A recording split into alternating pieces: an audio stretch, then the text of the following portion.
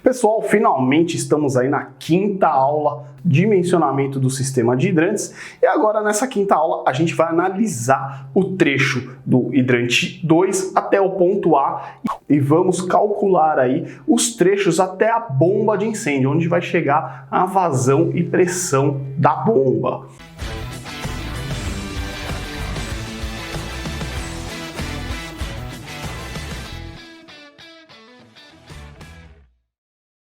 Pessoal, que nem vimos na aula anterior, onde a gente calculou aí o trecho do H1 até o ponto A, a gente vai fazer a mesma coisa do H2 até o ponto A. Ou seja, fizemos o primeiro trecho, que é do hidrante, do principal hidrante mais desfavorável até o ponto A. Agora vamos do segundo hidrante mais desfavorável até o ponto A. É exatamente as mesmas contas, as mesmas formas. O que vai mudar é a quantidade, a distância linear da tubulação e a quantidade de conexões que a gente vai ter. O que a gente vai ter de mudança ali nesse segundo trecho? A gente vai ter uma variação ali no nosso comprimento virtual, porque o comprimento real e o comprimento equivalente, eles vão ter uma variações, porque não é o mesmo trecho, não tem o mesmo tamanho, não tem o mesmo número de conexões.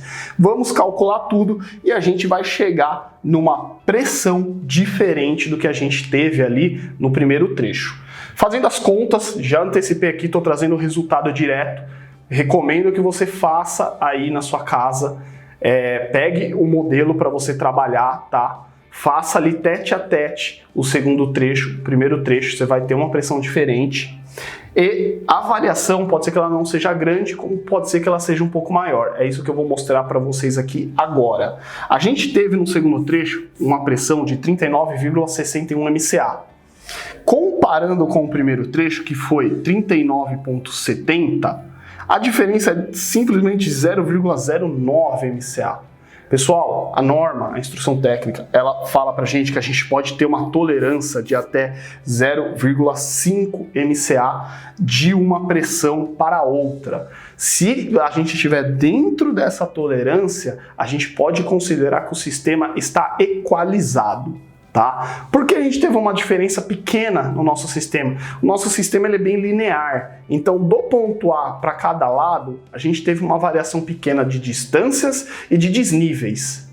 Não vai acontecer isso em todos os sistemas. Vai ter sistemas que vai ter uma variação maior e aí a gente vai precisar sim calcular o equilíbrio. Nesse caso, a gente poderia parar nesse momento e falar que a nossa pressão ideal seria 39,70 no ponto A, beleza? Mas, para efeitos didáticos, eu vou mostrar aqui para vocês como fazer o cálculo da equalização do sistema para a gente chegar pressão equalizada no ponto A e garantir que o sistema ele vai estar eficiente nos dois pontos, beleza? Como que eu vou iniciar essa equalização aí no sistema? Vocês lembram daquela fórmula que eu falei algumas aulas atrás, que era o fator K igual a vazão dividido pela raiz da pressão? Vocês lembram dessa fórmula? E a gente calculou o valor de K, e o valor de K era 100. Agora a gente vai fazer um processo reverso. A gente vai querer descobrir a nossa vazão, pois é ela que a gente vai usar para equalizar o trecho 2 que deu diferente do trecho 1. Como que eu vou fazer isso, pessoal? O 100 que a gente teve lá no cálculo inicial aí da aula, ele vai ser a nossa referência aqui. A gente quer achar a vazão ideal para a pressão em que a gente somou, aqui lembra a pressão inicial que a gente conseguiu lá na tabela 2 da IT22, que era de 40? Agora a gente vai somar o valor que a gente teve de diferença entre as pressões que a gente conseguiu, somar nesse valor de 40. Lembra que, porque tá 4 aqui, pessoal? Lembra que aqui na fórmula a gente coloca em bar, tá? Então a pressão aqui está em bar. Então 40 MCA equivale a 4 bars. Como a gente somou a diferença, vai ser 4,009 bars. Beleza? Fazendo a conta daqui para descobrir a incógnita da vazão, a gente vai chegar num cálculo de 200,23 litros por minuto. Descobrimos a vazão, pessoal? Vamos fazer todos os outros cálculos que a gente já vinha feito anteriormente. Qual é a perda de carga unitária nesse trecho para a vazão, que a gente acabou de descobrir que a nossa vazão para equalização de 200,23, vamos ter uma perda de carga unitária de 0,0178 metros por metro. Perda de carga total, a mesma fórmula que a gente já havia feito antes, porém, para a nossa perda de carga unitária. Aplicada aqui, vamos ter uma perda de carga total de 0,6090 metros. Com isso, a gente vai calcular a pressão ideal e equalizada ali no ponto A, aonde a gente vai pegar a nossa referência de pressão, somar com a nossa perda de carga e subtrair a vantagem de 1 metro que a gente tem ali de coluna d'água, aonde a gente vai chegar nos 39,70 MCA. Pessoal, a equalização aqui, ela bateu redondinha, que o nosso exercício é um pouco mais didático. Pode ser que na hora que você fizer aí, vai dar uma diferença maior, os seus diferenciais entre os pontos vão ser muito maiores. Eu recomendo que, assim, estamos fazendo aqui no papel, na caneta, que você faça no Excel, que você monte uma planilha para isso, ou você tenha uma planilha para conseguir ter acesso a isso. Quando você for fazer essa equalização, provavelmente não vai bater de cara o valor da sua pressão. Você vai ter que trabalhar um pouco na variação sua aqui da vazão, para você conseguir equalizar aqui e chegar numa pressão equivalente à do outro trecho. E aí você vai ter um valor de vazão que vai te gerar automaticamente a mesma pressão do outro trecho, e assim você vai conseguir ter uma equalização entre os dois trechos e conseguir definir ali uma vazão ideal para o trecho 2 para equalizar com a vazão do trecho 1. Beleza? Então por isso que é muito importante você ter uma ferramenta prática e rápida, porque imagine, é um quesito de teste, acerto e erro. Então você vai testar às vezes 5 vezes para conseguir acertar, e você fazer todas essas contas toda hora, em cada uma das tentativas, você vai perder muito tempo. Já no Excel, às vezes com 2 cliques, 1 clique, você resolve isso aqui de uma maneira muito rápida. Feita essa equalização no ponto A, próximo passo que a gente tem que fazer é fazer os cálculos do ponto A até a bomba. Pois a gente já conseguiu a equalização que a gente precisava, agora a gente precisa calcular o trecho até a bomba. Vamos analisar agora o trecho do ponto A até a bomba.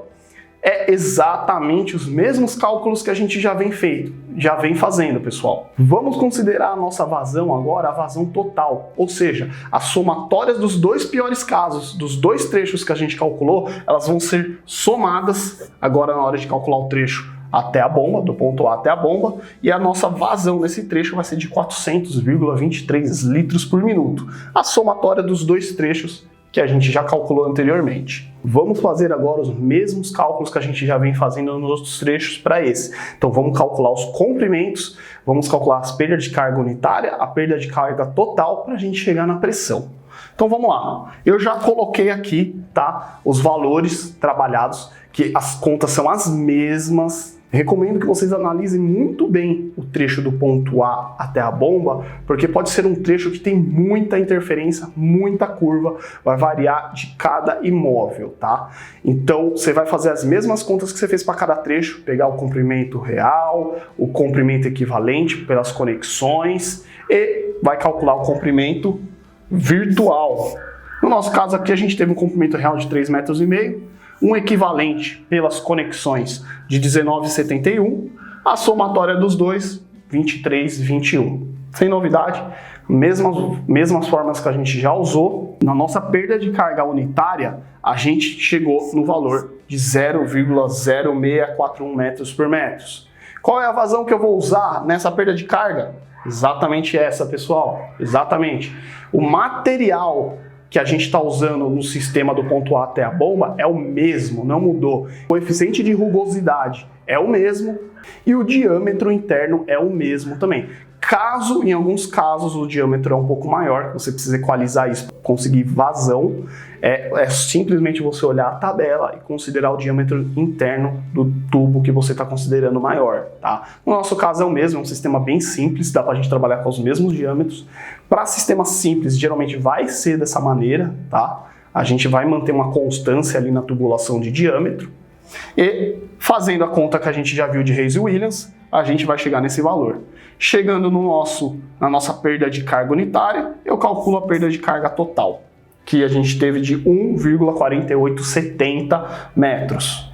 Pessoal, com isso, a gente calcula a nossa pressão final, da mesma forma que a gente calculou as outras pressões no ponto A. Porém, essa aqui a gente não precisa equalizar. O valor que a gente tiver dela já é o valor dela na saída da bomba, que a gente calculou com a mesma fórmula, deu 43,19 MCA, beleza?